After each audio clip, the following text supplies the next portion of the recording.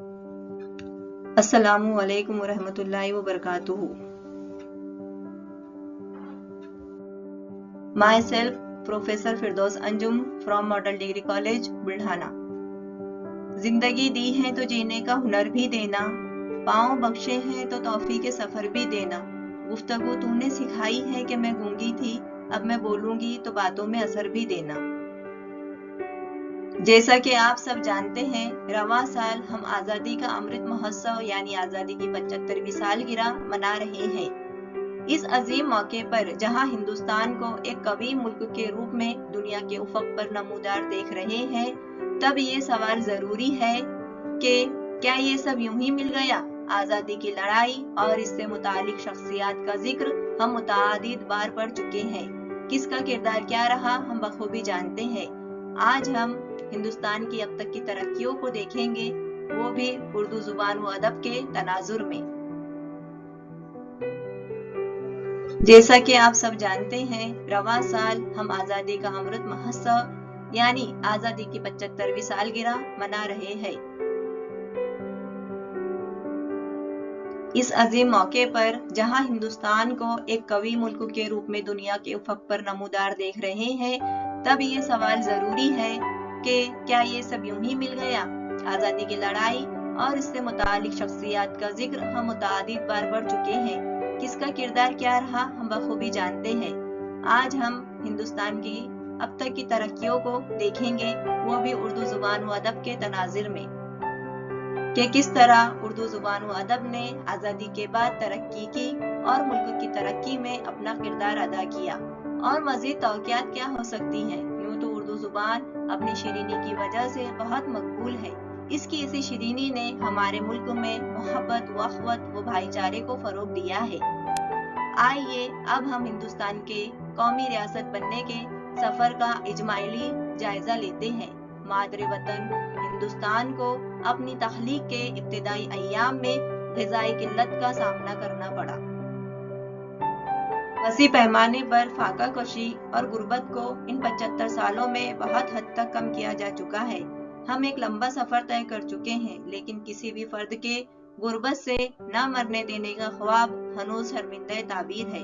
हालांकि इस हवाले से मुतअद्दिद शख्सियात ने कई फैसला कुन इक़दामात किए हैं, जिनमें सरे फहरिस्त है डॉक्टर एम.एस. स्वामीनाथन, जो हिंदुस्तान में जन्म लेने वाले सब्ज इनकलाब के रूहे रवां समझे जाते हैं। इनकी गैर मामूली काविशों ने हिंदुस्तान को खुराक के हवाले से खुद कफील बनाया और ज़राअत के रिवायती तरीकों में जदीदियत की खूबसूरत आमजिश की। इस सफर के दौरान ऐसे मुतादिद इनकलाबात हुए जिसकी बहुतात के बाइस हम एक अहम इनकलाब को तकरीबन भूल गए, और वो है ऑपरेशन फ्लड, जिसे मायाना समाजी कारोबारी और खादिम खल्क वर्जिश कोरिन ने शुरू किया था। इस इनकलाब ने कौमी सतह पर दूध के लिए गिड को यकीनी बनाया। नतीजे में हम आज घर की दहलीज पर दूध की मुस्तकिल और बिलातातिल फराहमी से लुत्फ अंदोज होते हैं। हालिया दिनों में हम एक जिंदा लीजेंड ई श्रीधरन की मिसाल दे सकते हैं, जिन्होंने हिंदुस्तानी रेलवे को अपनी गैर मामूली और काबिल जिक्र खिदमत देकर कई पेचीदा रेल नेटवर्क तश्कील दिए और मेट्रो रेल की कामयाबी की डाक बेल डाली। कोशिशों ने अवामी जिंदगी में खातिर खवा आसानियां पैदा कर दी। हिंदुस्तानी एरोस्पेस में साबिक सदर APJ अब्दुल कलाम की गिरा कदर खिदमत को कौन फरामोश कर सकता है। मुल्क की एटमी सलाहियत को इस्तवार करने और जदीद मिसाइल टेक्नोलॉजी की तामीर में इनकी खिदमत गैर मामूली है। जदीद सैटेलाइट के मैदान में भी हिंदुस्तान की कामयाबी नाकाबिले यकीन है। जदीद सैटेलाइट के मैदान में भी हिंदुस्तान की कामयाबी नाकाबिले यकीन है। हिंदुस्तानी जमहूरियत की उम्र उतनी ही है जितनी इसकी आज़ादी की उम्र है। इस जमहूरियत के तहफ़्फ़ुज़ में फ़नून और सकाफ़त ने अहम किरदार अदा किया है। आज़ादी के बाद के अहद में उन्हें खूब फ़रोग़ मिला। आज़ादी के फ़ौरन बाद ही 6 फनकारों के एक ग्रुप, जिसमें KH आरा, SK बाकरे, HA गाड़े, MF हुसैन, SH रजा, फ्रांसिस न्यूटन सूजा शामिल थे ने मुंबई में एक ऐसे क्लब को कायम किया जिसने हिंदुस्तान में फनून लतीफा की बुनियाद रखी। हरिशंकर परसाई, सुमित्र नंदन पंत, ऋत्विक घटक, सुब्रमण्य भारती, राही मासूम रजा और साहिल लुधियानवी जैसे मुसन्निफीन ने आजादी के बाद के अदब में अहम किरदार अदा किया है। सत्यजीत रे, गुरुदत्त, श्याम बेनेगल, वी शांताराम, राज सहानी, दिलीप कुमार और अमिताभ बच्चन जैसे फनकारों पर तमाम हिंदुस्तानी कौम नाज़ा है। उस्ताद मुश्ताक हुसैन, अहमद जान थिरकवा, उस्ताद अल्लाह रखा खान, पंडित रविशंकर प्रसाद चौरसिया, शिव कुमार शर्मा, आर डी बर्मन जैसे मौसीकारों ने भी अपनी खिदमत अंजाम दी। गुलूकार मोहम्मद रफी, मन्ना डे, लता मंगेशकर, किशोर कुमार, मुकेश, आशा भोसले, यसुदास और जगजीत सिंह की खुशखुन पेशकश से आज भी हम महसूस होते हैं। ये लोग तो हिंदुस्तान के ब्रांड एम्बेसडर बन चुके हैं। यहाँ इन सब का जिक्र इसलिए कि ये वो लोग हैं जिन्होंने उर्दू जुबान व अदब के फरोग में नुमाया किरदार अदा किया है।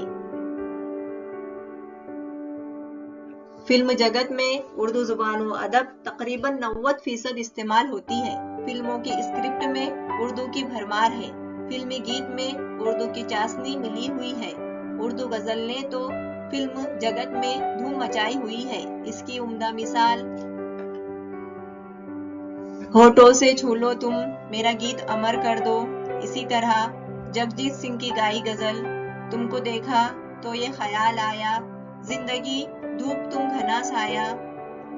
इसी तरह हम है राही प्यार के, हमसे कुछ ना बोलिए, जो भी प्यार से मिला हम उसी के खो लिए। ऐसी अनगिनत मिसालें पेश की जा सकती हैं।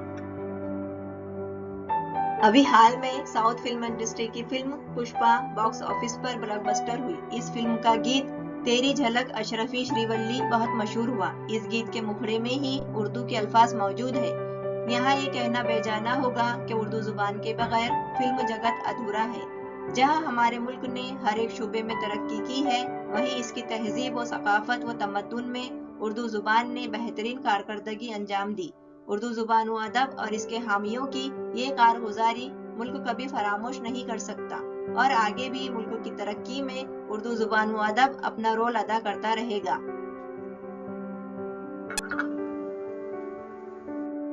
लिहाजा अगर आप हिंदुस्तान के सफर को देखें तो ये हैरत अंगेज है। इसकी नामावाफिक हालात को मात देकर दोबारा खड़े होने की सलाहियत दुनिया के लिए हैरत का बाइस रही है। अगरचे नाकिस सियासी नज़्म व नुस्ख की वजह से पूरी दुनिया में मुतादिद जमहूरी जमातें टूट फूट का शिकार है, लेकिन हिंदुस्तान की पोजीशन एक मतनू मुल्क की हैसियत से है। इसकी अहम वजह मुल्क का सेक्युलर होना है, जहां मुख्तलिफ जात पात मजहब को मानने वाले एक छत और एक घर की तरह अपनी जिंदगी गुजार रहे हैं। कौम उसी वक्त मजबूत होगी जब हर हिंदुस्तानी को यह एहसास होगा कि हमारा वजूद हिंदुस्तान की वजह से महफूज है। इसीलिए एक खुशहाल जिंदगी एक मजबूत कौमी तामीर के अमल का हिस्सा बनने में मजम्मर है। अभी तो हमें सिर्फ 75 साल ही हुए हैं। हर बेहतर और आला मकसद अपने हुसूल के लिए वक्त का तकाजा करता है।